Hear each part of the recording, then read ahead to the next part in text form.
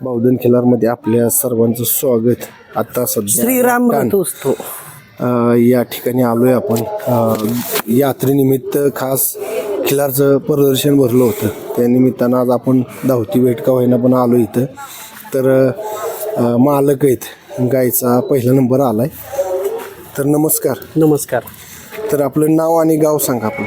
माझं नाव शैलेश प्रदीप कुलकर्णी, मुक्काम पोस्ट रायगाव, तालुका जावली, जिल्हा सातारा. बरं, आता आपण ह्या आधी कुठं कुठं गेला होता काय? त्या आधी पहिलं प्रदर्शन केलं पुसेगावचं सेवागिरी महाराजांचं. तिथं चतुर्थ क्रमांकाचं मानकरी राहिली. आता नागठाणे प्रदर्शनला श्रीराम रथोत्सव जुनी पारंपरिक यात्रा आहे.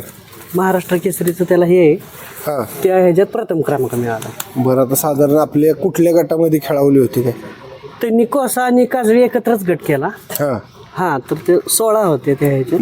त्या ह्याच्यात प्रथम. आता आपली गायचं वय साधारण काय, किती जाती लावली काय? आता 15वा महिना सुरू आहे कालवडीला. हा, कोसा किल्लार मध्ये आहे.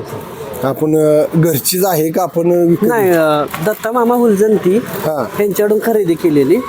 आणि धीरज शेठ रहमतपूर, सुधीर भाऊ कटा जी ह्याचे ह्यांनी फायनल केली होती. बरं, आता कुठल्या बैलाची पैदास आहे काय? हे शिवणगीच्या बैलाची. शिवणगीच्या. बरं, आता आपण घ्यायचं ज्यावेळेस ठरवलं त्यावेळेस कुठल्या जातीची घ्यायची काय काय ठरलं होतं? हो, कोसा किल्लारसाठीच आपलं जास्त प्रयत्न होता. आणि मग घेतली. काजळे एक आहे माझ्याकडं. मग कोसासाठीच मी जरा हे केलं. तुम्ही कसं आवड म्हणून का कसं काय महत्व काय गाय देशी गायचं जराशी थोडं सांग. देशी गायचं महत्त्व आता म्हणजे कसं, देशी गाय म्हणजे घरात आई आणि दारात गाय ही असायलाच पाहिजे. आणि खिलार संवर्धन होणं फार महत्वाची आता गोष्ट आहे. आणि जी समाधानी खिलारदार असल्यानंतर ते खिलार सांभाळण्यात जी मजा आहे ते बाकीच्या ह्याच्यात नाही. खिलार असायलाच पाहिजे. बरं, साधारण आता किती वाजता नियोजन काय ठरलं होतं याचं का अचानकच आलाय? हो, अचानक नाही ठरलेलं. 5:30-6 वाजल्यापासून सुरू आहे आमचं सगळं. तिथपर्यंत येणं, ट्रॅफिक हे ते जरा चालू आहे सगळं.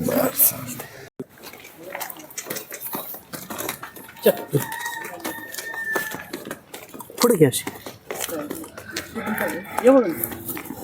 अतिशय जातीवंत नामांकित देखणी ही खिलार गाय आज तिचा प्रथम क्रमांक आला. येऊ दे.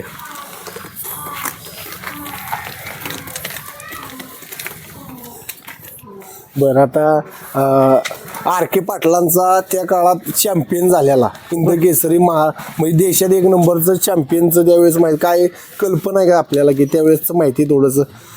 बुलाजी पाटील, आर के पाटील म्हणतात असं काहीतरी, म्हणजे त्या काळात फेमस. रावसाहेब चोखोबागड आमच्याच गावची.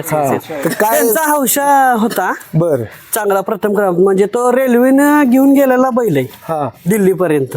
त्याची अजून ही चर्चा आहे प्रदर्शन भरतं ज्या बाजारात जाईल त्यावेळेस, म्हणजे अजून बी माणसं सांगतात काय असं काय बैल आम्हाला बघायला भेटला. आम्ही लहान होतो तेव्हा, नात पहिल्यापासूनच, पण बैल बाकी बैलच होता ते. म्हणजे तो बैल असेल त्याला पेन्शन सुद्धा होती. 3,000 रुपये का 3200 रुपयाची पेन्शन जवळ 24 का 25 वर्ष त्या बैलाने घेतली. गोळी पेंड महाराष्ट्रातला नव्हे तर देशातला पहिला बैल असेल. हो. त्या निमित्तानं आज आपल्याला त्या बैलाची आठवण झाली. नक्की. धन्यवाद.